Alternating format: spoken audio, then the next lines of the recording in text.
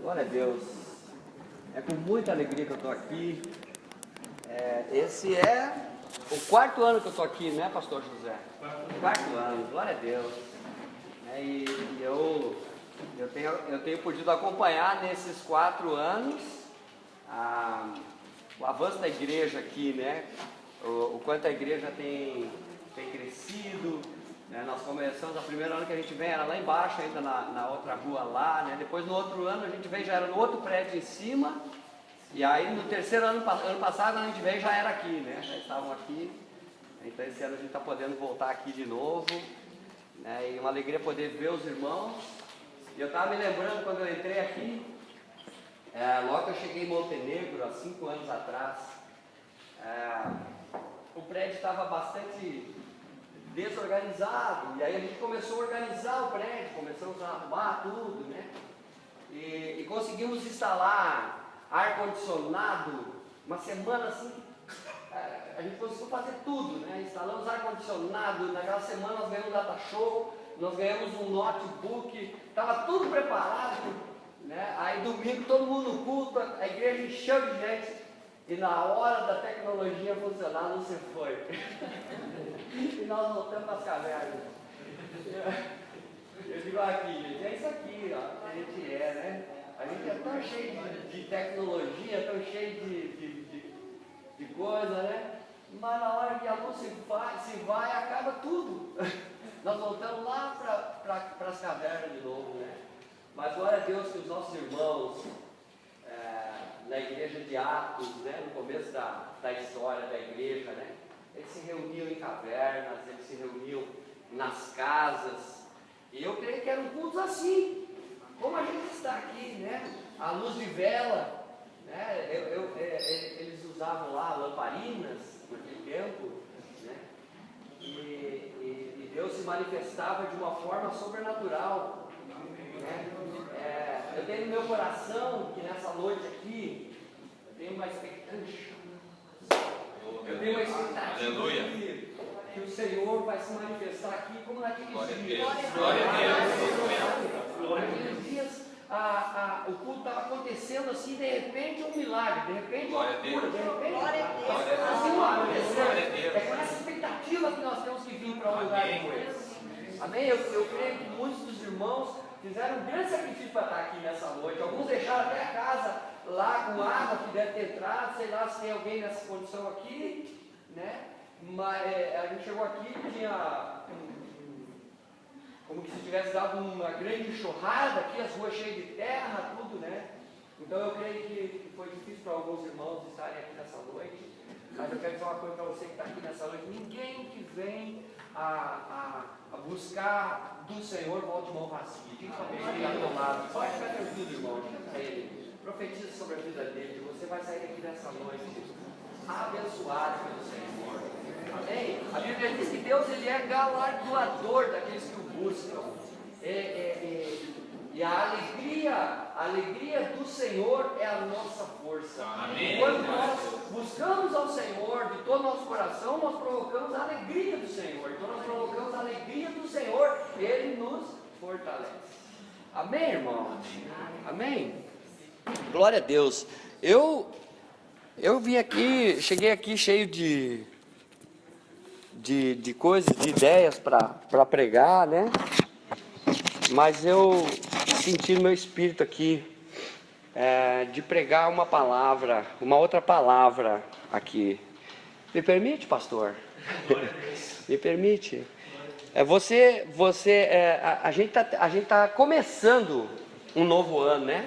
Está começando agora, e como é bom a gente terminar primeiro, né? Como é bom a gente terminar algo, né? Como é bom chegar no fim. Como é importante a gente concluir as coisas, a gente chegar no final, né? Quando a gente chega no final, tem a satisfação da vitória, tem a satisfação de ter cumprido, de ter honrado, de ter concluído algo. Isso é maravilhoso demais, né? Mas o melhor de ter chegado no fim é de que, se nós chegamos no fim de algo, é porque logo está começando outra coisa, né? Então, o começar de novo é a nova oportunidade, a possibilidade de tudo poder ser feito novamente, de tudo acontecer novamente. A Bíblia diz que pela manhã tudo se faz novo, né? De que as misericórdias do Senhor, elas se renovam, a cada manhã elas se renovam, né? Que todas as manhãs o Senhor faz tudo novo para nós. Então nós temos que ter essa expectativa no nosso coração, nesse começo de ano. Talvez no ano que passou as coisas não tenham dado tão certo, talvez você tenha feito tantos planos, né, e não funcionou de acordo com aquilo que você gostaria que tivesse acontecido. Mas eu quero que você diga para a pessoa que está aí do teu lado: ó, meu irmão, é um novo ano, é uma nova oportunidade, é um novo tempo. Então vamos começar tudo de novo, vamos traçar todos os planos novamente, vamos avançar novamente, amém? E assim o Senhor vai nos dar a vitória. E como é importante nessa oportunidade de começar de novo, é o tempo de nós termos as coisas restauradas na nossa vida, né? O tema que nos foi proposto aqui é sobre a restauração, o tempo de restauração, né?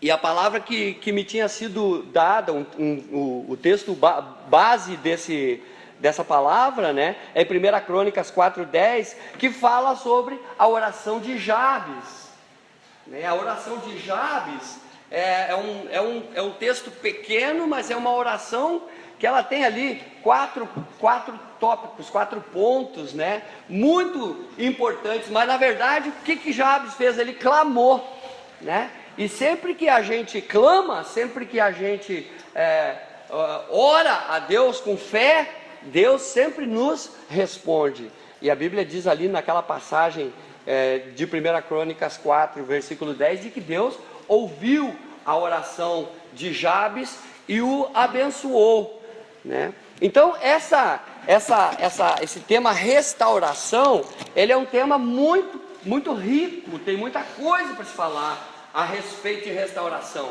E uma das coisas que eu quero falar nessa noite aqui a respeito de restauração é sobre a nossa própria vida, porque a maior restauração, ela precisa ser feita na nossa vida, e vida é algo único.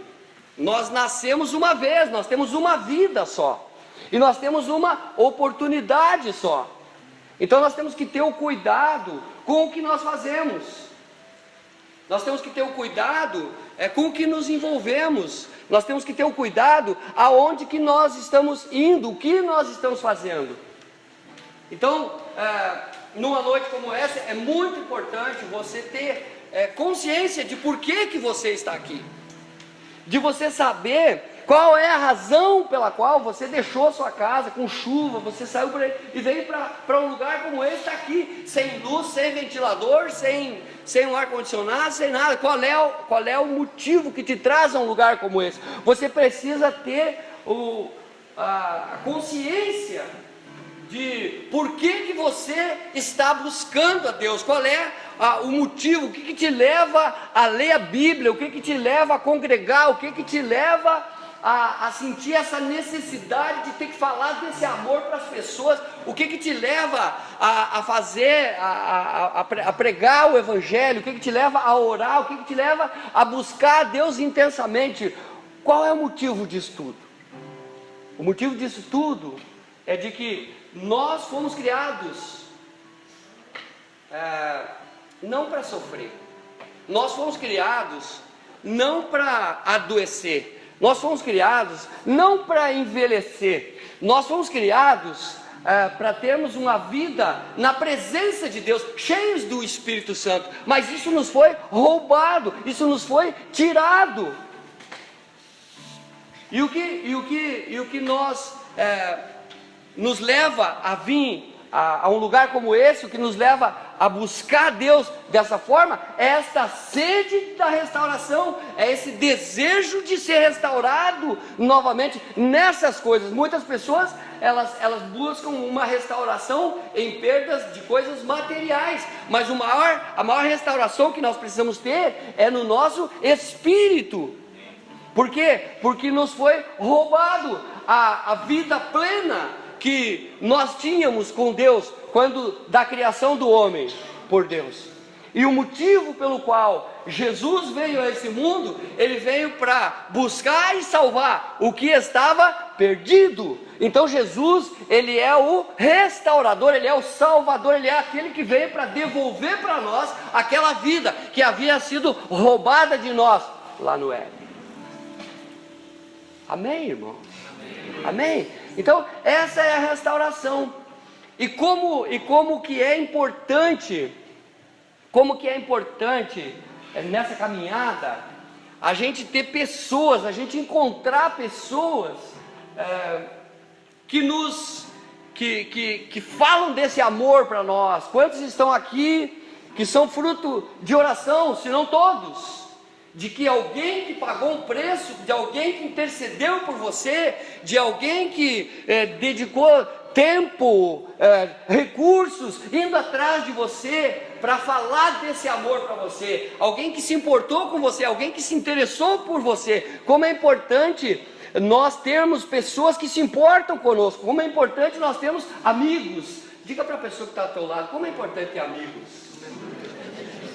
Amém, irmão? É importante demais ter amigos, né? E principalmente amigos que vêm para edificar a nossa vida, né? Nós tem muitas pessoas que têm amigos porque eles têm uma condição financeira boa, porque eles exercem um cargo que pode se oferecer alguma coisa em favor.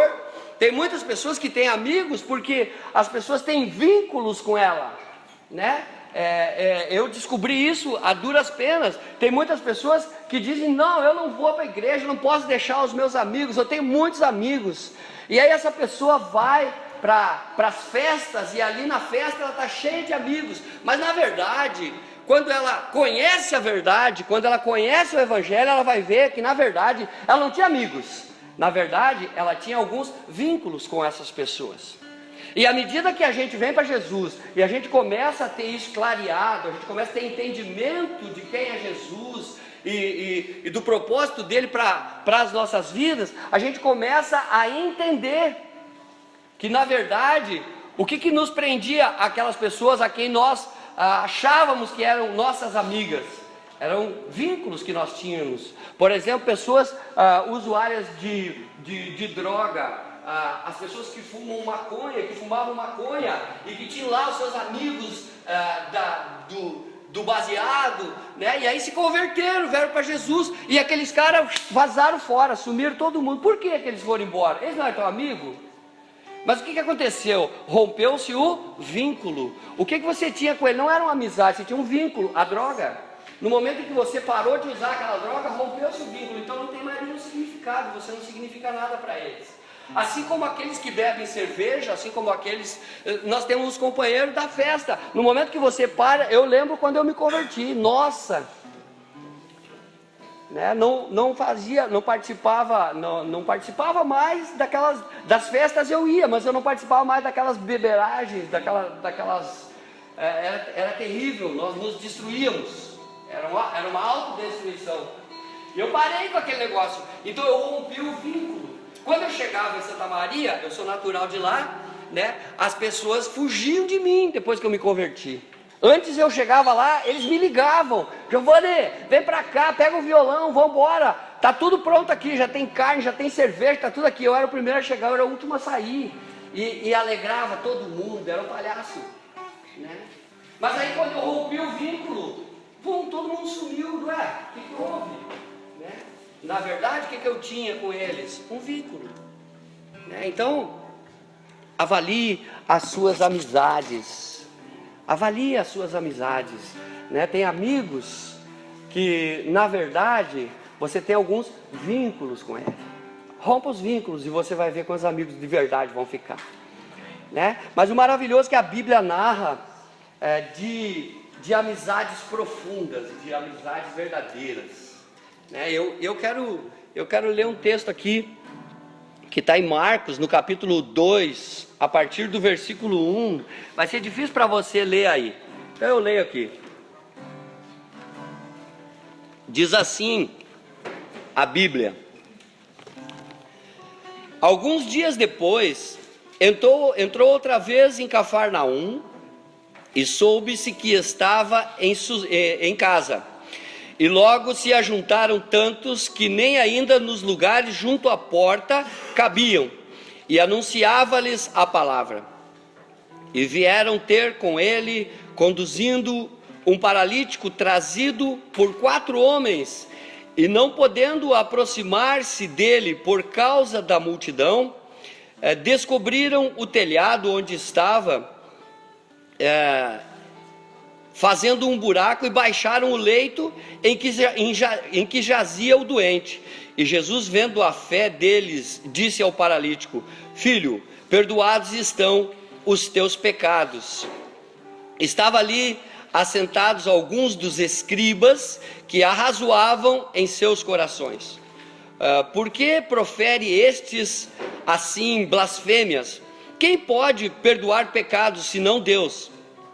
Jesus, conhecendo logo em seu espírito que assim arrazoavam entre si, lhes disse: por que arrazoais sobre estas coisas em vossos corações? Qual é mais fácil, dizer ao paralítico: estão perdoados os teus pecados? Ou dizer-lhe: levanta, toma o teu leito e anda? Ora, para que saibais que o Filho do Homem tem na terra poder para perdoar pecados, a ti te digo: levanta, toma o teu leito e vai para a tua casa. E ele se levantou e, tomando logo o leito, saiu da presença de todos, de sorte que todos se admiraram, e glorificaram a Deus, dizendo: nunca vimos tal coisa. Jesus, vivifica a tua palavra e fala ao nosso coração nesta noite, Pai, para a glória do teu nome. O que está acontecendo aqui, irmãos? Aqui há a demonstração de uma amizade verdadeira. Aqui a gente vê 4 pessoas que verdadeiramente se importaram com a situação dessa criatura aqui, né? Para a gente entender esse texto, é importante que a gente entenda a cabeça de um judeu, a mente de um judeu, de como um judeu pensa, né? Então o quadro aqui é que Jesus voltou para Cafarnaum. Que cidade é essa chamada Cafarnaum? Cafarnaum é uma cidadezinha pequena perto do mar da Galileia. E Jesus morou nesta cidade por 2 anos. Em 2011, Deus me deu o privilégio de poder ir nesse lugar, né? Fiz uma viagem para Israel e estive lá em Cafarnaum. E está tudo ali, né? Você vai a Israel, eu aconselho, se você um dia tiver a oportunidade de ir a Israel, vai a Israel. Vai a Israel. Primeiro, lá é mais seguro que em qualquer lugar do mundo. E depois lá, você vai andar sobre a Bíblia. Estou aqui falando para vocês de Cafarnaum e eu sei como é que é Cafarnaum, eu sei do que eu estou falando, né? Então se você tiver uma oportunidade de fazer uma viagem dessas, ore a Deus e peça a Deus para você poder fazer uma viagem dessa. E Jesus, ele morou 2 anos nessa cidade. Mas o que Jesus fazia? Ele saía e ia pelas aldeias, pelas outras cidades, e ele pregava. Mas aí ele passa um tempo pregando e agora ele volta para Cafarnaum. E agora quando ele volta para Cafarnaum, ele já está conhecido. Agora quando ele volta para Cafarnaum, ele já é uma pessoa famosa na época. Na época não tinha internet, na época não tinha celular, não tinha nada. Mas as notícias corriam de boca em boca. As notícias corriam de um lado para o outro. O mar da Galileia era logo pertinho, os barcos atravessavam para outras cidades, para outros lugares, e todo mundo começou a falar de Jesus. E quando Jesus volta para Cafarnaum agora, as pessoas todas correm para lá. Por quê? Porque aqui é que é importante a gente conhecer um pouco da cabeça do judeu e entender como que os judeus pensavam. Os judeus, eles viviam sobre a tutela da lei. Então, eles viviam sobre condenação, porque a lei, ela só condena, a lei, ela não salva. E a igreja de Jerusalém, a igreja virou um lugar de rituais, um lugar onde só se faziam sacrifícios de animais, mas por anos a fio houve um silêncio de mais de 400 anos, aonde não acontecia nada, nenhuma novidade. Imagina uma igreja que você vai todos os domingos, você vai toda quarta, você vai todo, mas nada acontece, nenhum aleijado caminha, nenhum cego enxerga, nenhum surdo ouve, ninguém é liberto, não expulsa demônio, não acontece nada.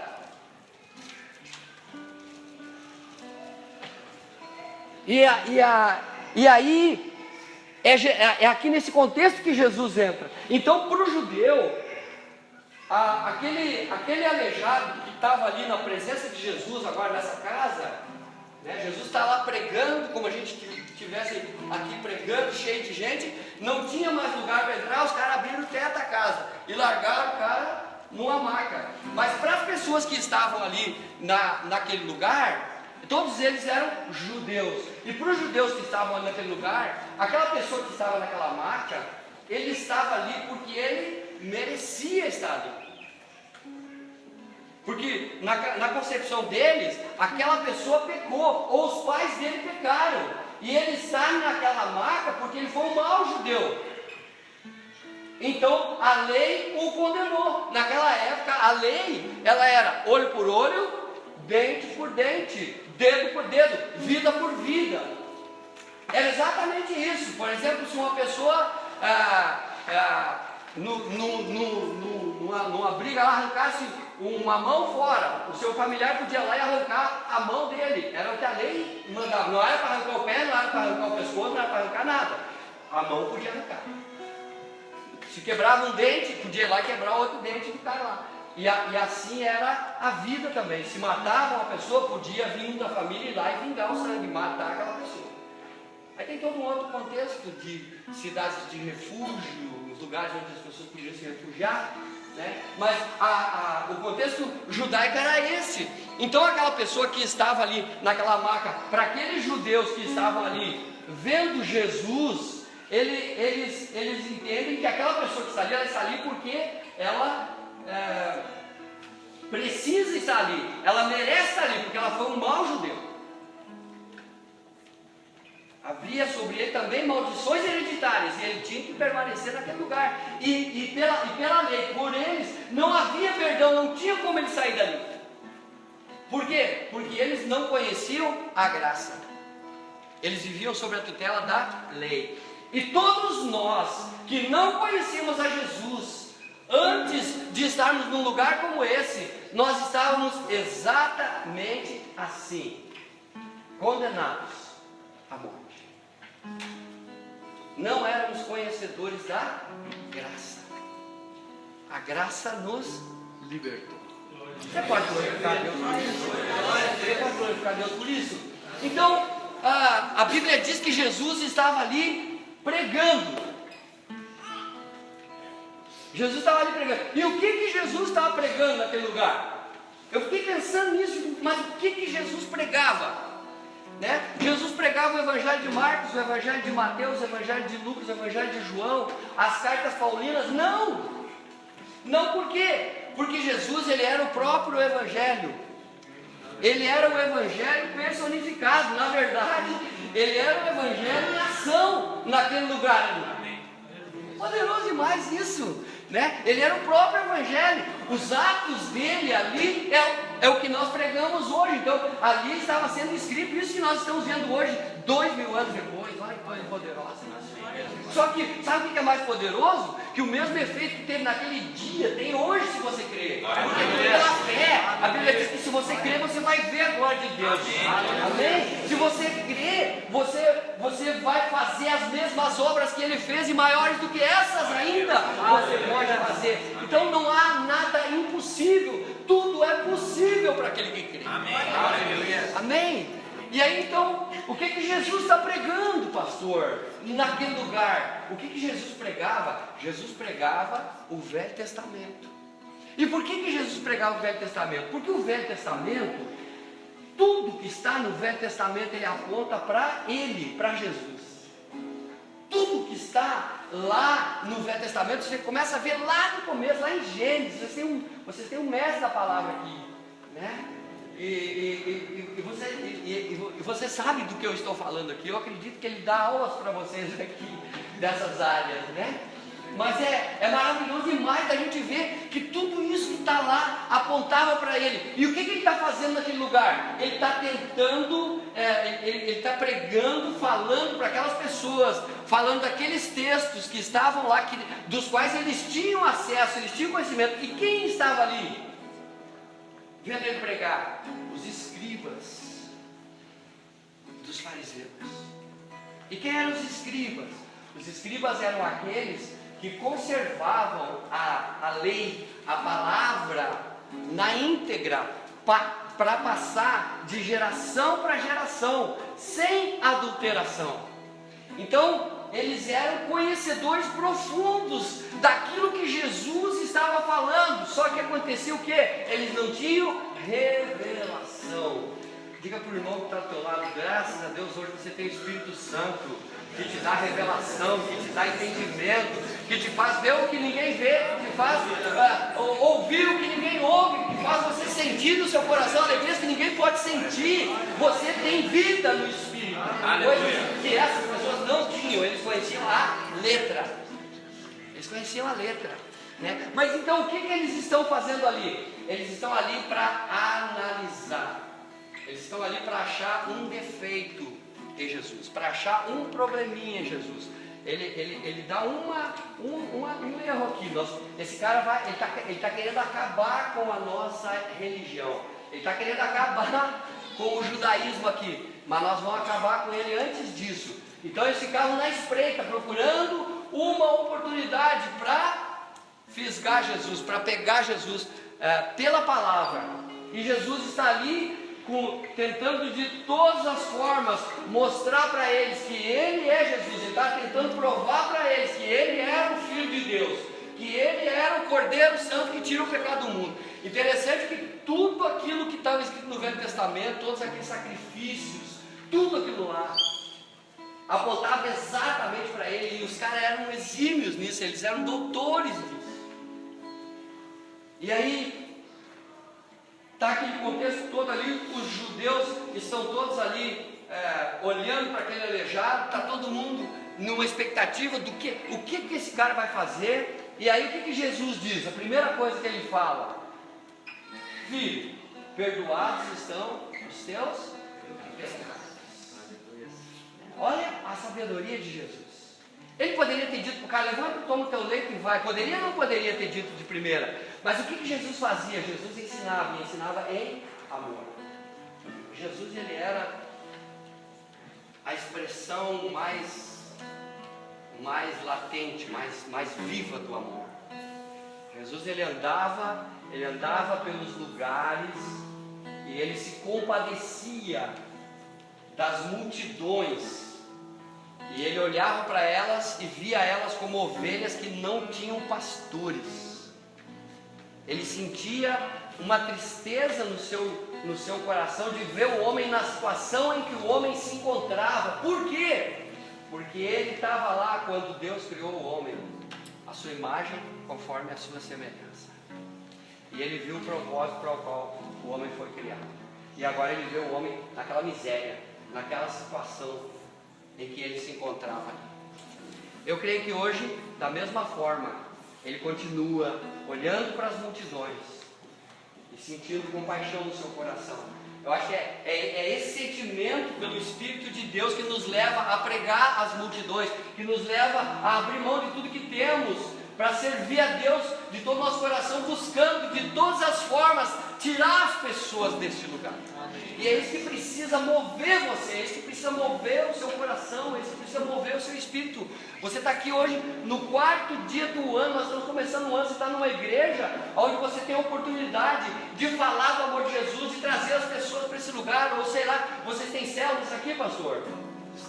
Estão iniciando células, né? Oportunidade de abrir células, de começar a pregar nas casas, de fazer cultos como esse, meu Deus, nas casas, né? Para falar desse amor, de entender esse sentimento que há no coração de Jesus. Não mudou. E ele tem prolongado os dias. Ele tem prorrogado os dias da sua vinda, para que ninguém se perca. Mas a oportunidade de pregar é nossa. A responsabilidade de pregar é minha, é sua. É você que precisa ser o mensageiro dessa palavra. É você que precisa ensinar para as pessoas. É você que precisa buscar as pessoas. É você que precisa cuidar delas. Isso precisa, nós precisamos ter esse encargo no nosso coração, todos nós. Nós temos que mudar essa mentalidade de que nós viemos para um lugar como esse para receber uma bênção. Nós viemos para cá porque nós queremos receber uma bênção. Não, muda a tua forma de pensar. Você já tem o Espírito Santo de você. Você é um canal de Deus. E agora o que você precisa? Você precisa deixar passar por dentro de você tudo isso que Deus quer levar para outras pessoas. Você vai ser só esse canal. Mas o que é maravilhoso demais é que quanto mais você vai deixando passar por você, mais pessoas vão sendo alcançadas, mais pessoas vão sendo abençoadas, mas você também cada vez vai sendo mais abençoado, vai crescendo mais, vai prosperar mais. Tudo em você vai crescer, tudo em você vai ser muito maior. E muitas pessoas, elas travam a obra de Deus, elas param na obra de Deus. Por quê? Porque elas não querem se deixar ser usadas por Deus. Então elas vão se enchendo de técnicas, elas vão se enchendo de coisas que vão travando, que vão trancando ela. Daqui a pouco elas estão como esses escribas, analisando Jesus, olhando para ele. Mas eu quero ver esse pregador aí. Eu quero ver, o pastor Josué hoje ele não estudou muito para pregar. O louvor hoje não estava muito bom. Acho que eu vou trocar de igreja, vou procurar outro lugar. Deus está falando comigo. Sabe, irmão, eu descobri que tem crentes que têm data de validade. Eles tem uns crentes que nem iogurte, a data de validade deles. É rapidinho e eles, se vão. Tem outros que têm o tempo de validade de uma paixão, dura 2 anos. Exatamente, eles vêm e eles fervem, vão fazer, vão acontecer, e eles pregam, eles querem liderar. Quando chega pertinho do final de 2 anos, eles começam, Deus tem falado comigo, pastor, e eu tenho que obedecer a Deus, eu preciso ir embora, eu preciso ir para outro lugar, eu quero que o Senhor me abençoe, e ainda a gente tem que abençoar, né? Então nós temos que ter isso no nosso coração muito claro, de que nós precisamos ser canal de Deus, que nós precisamos deixar passar por nós. Não deixa que nada obstrua isso, que nada trave você, sabe? Deixa passar por você, leva adiante, deixa fluir. Quanto mais você for usado, quanto mais passar por você, mais pessoas vão ser abençoadas, mais pessoas vão ser alcançadas, e mais você vai ser abençoado, mais você vai ficar cheio da graça de Deus. Então Jesus, voltando para o nosso texto, Jesus está ali tentando de todas as formas mostrar para aquelas pessoas que Ele é o Filho de Deus. Você consegue imaginar uma cena dessas? Jesus tentando provar que Ele é Deus, o Criador de todas as coisas, tentando provar para o homem que Ele criou, de que Ele é o cara que criou Ele, e de que Ele está vivendo fora da vontade dele, que agora ele está ali justamente para buscar ele para ser da vontade dele. Essas coisas são maravilhosas demais, porque eles conheciam o contexto judaico, eles sabiam dos sacrifícios no templo. Uma ovelha, para ser sacrificada, ela precisava ser trazida pelo pai da família 4 dias antes da Páscoa. Uma vez por ano, o pai de família pegava um animal e levava lá e entregava para o sacerdote. O sacerdote pegava aquela ovelha e ele ficava ali 4 dias examinando aquela ovelha, cuidando se não tinha nenhum defeito, se não tinha nenhum problema. Aí no 4º dia, o que ele fazia? Ele trazia, o pai da família vinha lá com ele no altar, né? E aí ele pegava e botava a ovelha ali no altar. E ele dizia assim para o cara, esse animal aqui é inocente. Ele não tem defeito nenhum, ele não tem problema nenhum, e ele não tem pecado, ele não é culpado de nada. Você é pecador, você errou, você pecou, sua família pecou. Então agora você vai botar sua mão aqui, na cabeça desse animal, e agora você está transferindo todos os seus pecados para ele, e ele está transferindo a inocência dele para você. E agora ele vai morrer por sua causa, por causa dos seus pecados. E ele sacrificava o animal. E pegava o sangue e jogava um pouco em cima do cara. E o cara saía livre. E ia embora. Por mais um ano, ele estava livre dos pecados dele. Mas aquele animal que ficava ali, ele era cortado. Ele era tirado a pele dele. Ele era cortado em pedaços e era totalmente sacrificado. O sangue dele era levado para ali. Foi exatamente isso que fizeram com Jesus. Exatamente isso que aconteceu conosco. Os nossos pecados estavam todos sobre Ele. E naquele dia ali, Ele tá mostrando para aqueles caras ali que Ele vem para salvar eles. E eles estão tentando de todas as formas provar que Ele está errado. Meu Deus, como eu vejo isso ainda hoje na igreja. Quantas pessoas que tentam provar que Jesus está errado. Que Deus não é tão bom assim, que o pecado não é tão ruim assim, que o mal não é tão mal assim, sabe? A igreja se encheu de humanismo, e as pessoas, por causa do humanismo, elas começaram a distorcer a palavra, a verdade, e elas começaram a criar uma outra teologia, elas começaram a criar uma outra forma de fazer as pessoas viver, e elas começaram a mudar o sistema, elas começaram a mudar tudo, a atacar a verdade. E aí Jesus, de uma forma sábia, como só ele sabia fazer, ele diz assim: filho, perdoados não os teus pecados. Aqui foi um alvoroço. Quem esse cara pensa que ele é para estar perdoando pecado? Ele não pode perdoar pecado, porque só Deus pode perdoar pecado. Estou aqui com a cabeça do judeu, pensa um judeu, pensa como um judeu. Só Deus pode perdoar pecado, homem nenhum pode perdoar pecado. Como que ele pode perdoar pecado? Ele não pode fazer isso. Jesus lá no seu íntimo está entendendo o que eles estão fazendo, o que eles estão pensando, o que eles estão falando entre eles ali. E aí Jesus disse assim: tudo bem. Dizer para esse cara perdoar os seus pecados, qualquer um pode dizer. Você pode dizer, e nada vai acontecer. É uma expressão verbal. É verdade, não é? Né? Qualquer um pode dizer: perdoar os teus pecados. Né? Só que o cara estava preso naquela maca há anos, e todos conheciam ele. E sabiam que ele estava ali porque ele era um pecador. E o fato de você perdoar os teus pecados não tirou ele da maca. Mas aí Jesus diz para eles algo que só ele podia fazer. Aí Jesus diz para ele assim: tudo bem, dizer para ele perdoados estão os teus pecados, qualquer um pode dizer. Mas dizer para ele: levanta, toma o teu leito e vai para tua casa, tu está curado agora, só o Filho de Deus. Aí o cara levantou, pegou a maca e saiu caminhando. A Bíblia diz que todos creram, inclusive os escribas que estavam ali. Eu acredito que até eles se converteram. Não, para aí, que negócio é esse? Esse negócio aqui é diferente, isso aqui nós nunca vimos. Amém. Né? Que negócio é esse aqui?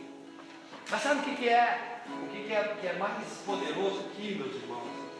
Que eu quero deixar aqui para vocês nessa noite, é que um dia Jesus estava no Monte das Oliveiras, e ele estava lá com seus discípulos, 40 dias depois, aproximadamente, depois que ele ressuscitou, e ele disse para os discípulos: vocês não saiam de Jerusalém, vocês não preguem, vocês não façam célula, vocês não falem desse amor para ninguém ainda, até que do alto vocês sejam revestidos do poder do alto. E então vocês serão minhas testemunhas, tanto em Jerusalém, quanto em Samaria e até os confins da terra. E em seguida daquilo ali, Jesus, ele subiu aos céus, e os discípulos ficaram olhando para ele, e ele desaparecendo no meio das nuvens, e sem ir para o céu. E aí apareceu o anjo, e os anjos disseram para eles assim: o que vocês estão olhando? Esse mesmo Jesus que vocês viram subir aqui, ele vai voltar uma outra vez. Então, nessa passagem ali de Atos dos Apóstolos, capítulo 1, do versículo 6 até o versículo 11 aproximadamente, fala 2 pontos maravilhosos para nós como crentes, hoje, nos nossos dias. Primeiro, fala do revestimento de poder, que sem o qual ninguém pode servir ao Senhor. Você entende isso? Que sem revestimento de poder ninguém pode servir ao Senhor? Amém? Então nós precisamos, Jesus quando foi começar o seu ministério de poder na terra, operação de milagres, Jesus ele foi até o Rio Jordão, ele foi batizado por João Batista no batismo de João, e depois ele foi cheio do Espírito Santo. A Bíblia diz que repousou sobre ele, forma de uma pomba, o Espírito Santo, e uma voz falou do céu, o próprio Deus, o Pai falou do céu, esse é meu filho amado, em quem eu me comprazo. A partir dali Jesus começa o seu ministério de milagres, de poder na terra. O que Jesus está ensinando para nós ali? Que se ele como homem, cheio do Espírito Santo, podia fazer aquelas obras, ele diz para nós depois: vocês podem fazer as mesmas obras que eu faço, maior do que essas ainda vocês as farão. O que nós precisamos fazer? É crer que isso é verdade, isso é real, gente. Então nós precisamos ser revestidos deste poder do alto, nós precisamos ser cheios dessa autoridade da parte de Deus sobre as nossas vidas. E o que é essa autoridade? Como que é essa autoridade? Nós quando você aceita Jesus como o único Senhor e suficiente Salvador da sua vida, o que acontece? O Espírito Santo de Deus, ele vem habitar em você. Ele já vem habitar em você. Você nasceu de novo espiritualmente, né? Mas agora, nesse outro batismo, é o batismo de revestimento de poder, de autoridade da parte de Deus sobre você. É uma capacitação sobrenatural. É como que, eu vou usar esse rapaz de novo, como é que é o nome? Daniel. É como que o Daniel fosse um sargento da brigada. Vamos usar assim. E eu digo: Daniel, você precisa ir ali na rua e parar os carros que vão passar ali, pegar as carteiras dos caras ali, dar uma olhada como é que está a sinalização dele. E o Daniel, vestido assim como ele está, ele sair ali e tentar atacar o primeiro carro. O cara ia botar a boca dele, ou se não ia dar um tiro nele, ou passar por cima dele ali na rua. O que esse cara está fazendo, esse louco está fazendo no meio da rua aí? Ele é o sargento da brigada? É. Mas o que está acontecendo? Ele não está revestido de autoridade. Ele não está identificado.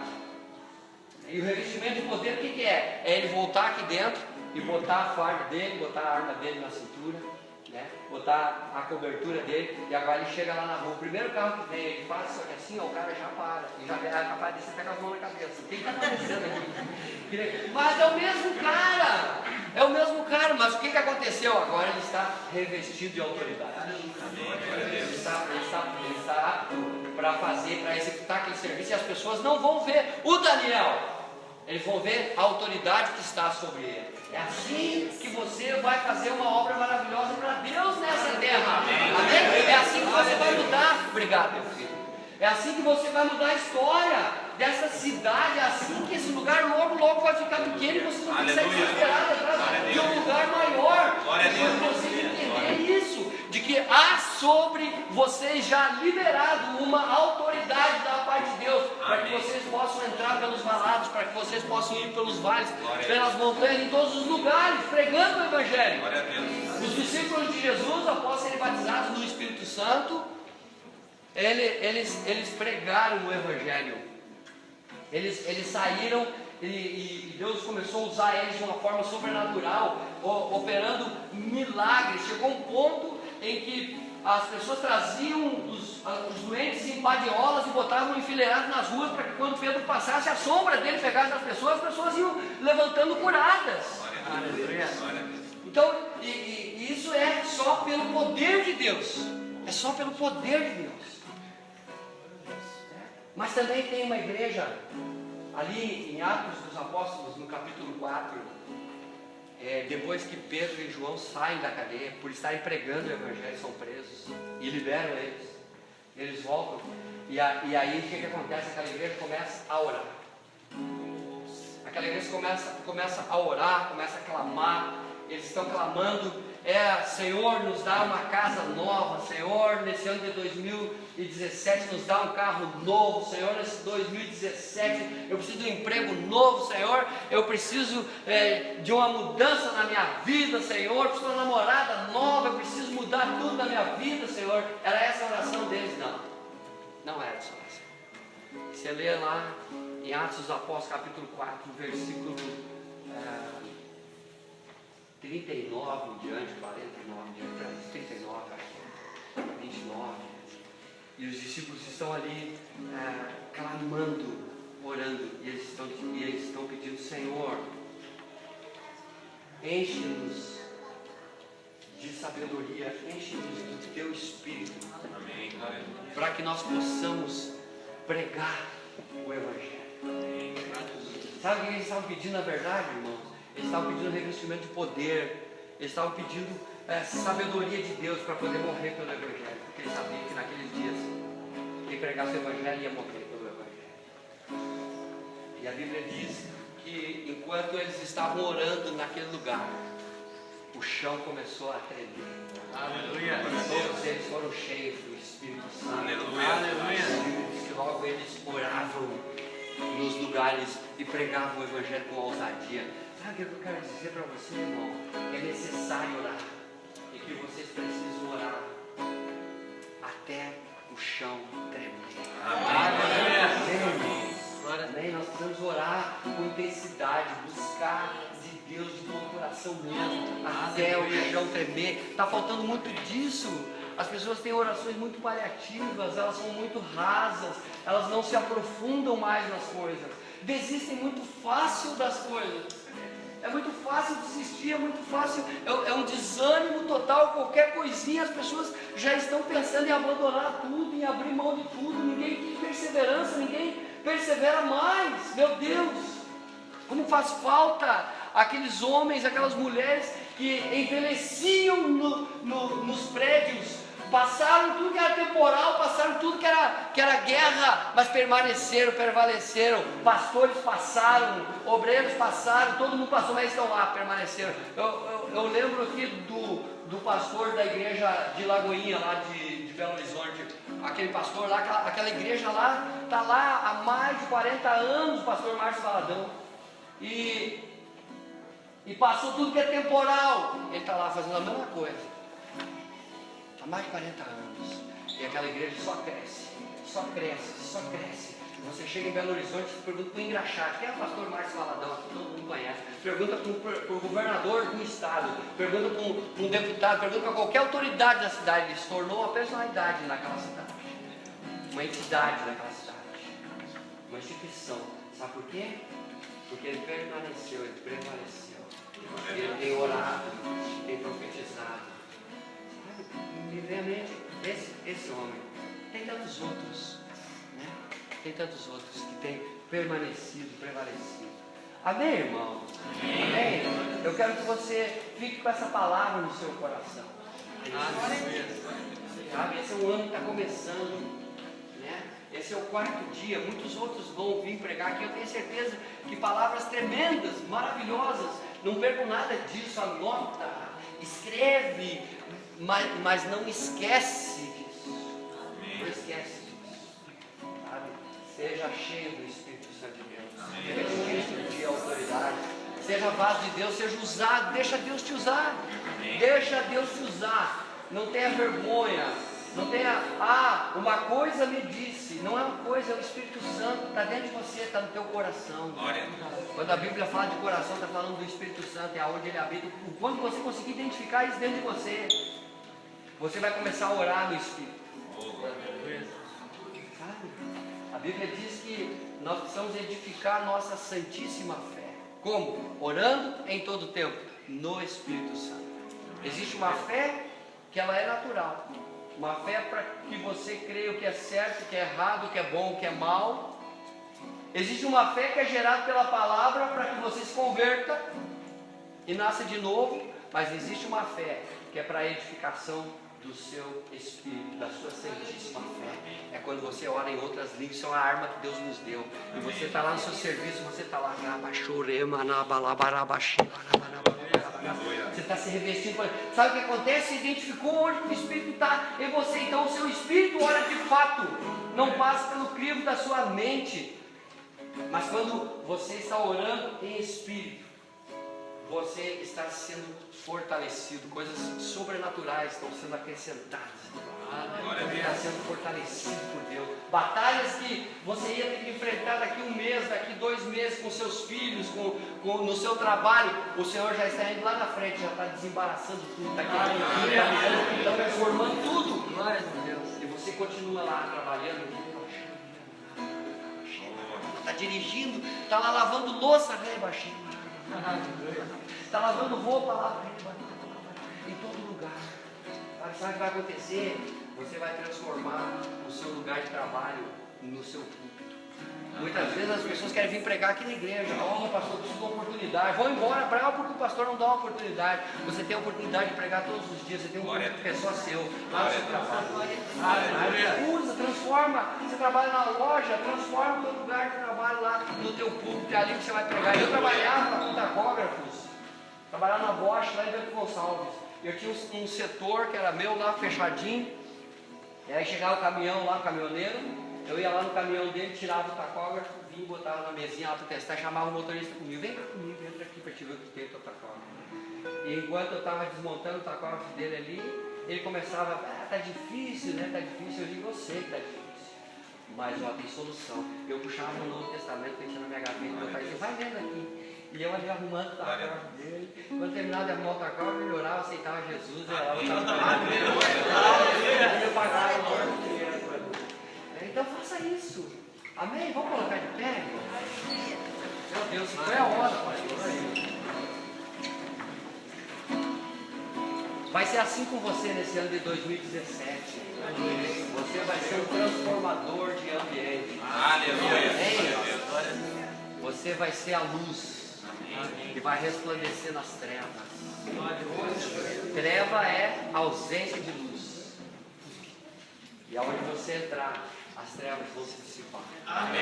Sabe por quê? Porque Jesus disse que você é a luz do mundo. Amém. Antes ele disse que ele era a luz do mundo. Mas lá em Mateus capítulo 3 ele disse que vós sois a luz do mundo. Amém. E a luz precisa iluminar. Então você vai ser um transformador de ambientes. Amém. Amém. Onde você entrar, tudo vai mudar.